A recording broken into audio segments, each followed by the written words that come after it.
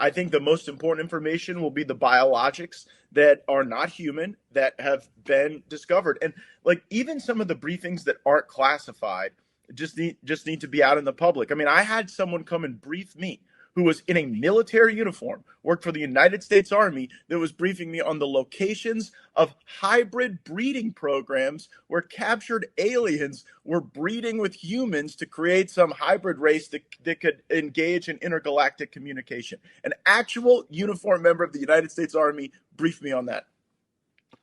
Non-human biologics, interracial alien mating.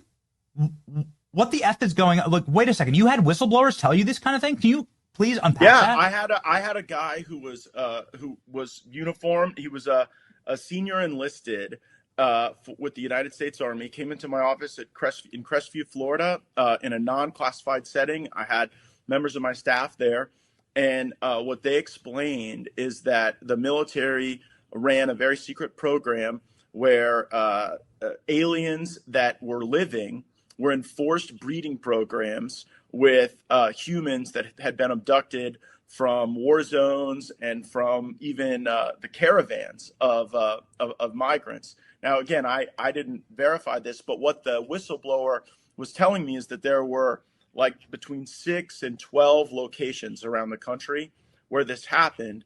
And what he wanted was a group members of Congress to all show up at the same time at all of these different locations so that any of those activities could not be moved. And of course, it's a physical impossibility to get members of Congress to simultaneously show up at like 8 locations at one time.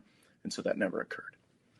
What do you mean non-human biologics? Like this? Well, that was the testimony of David Grush before the House Oversight Committee, Yeah. which I joined, and the testimony was that in crashes of craft that had been recovered by the CIA and through a special program that the CIA had for crash recovery, that it wasn't just the hard materials, it was also biologics, but that they couldn't identify a human source of those biologics.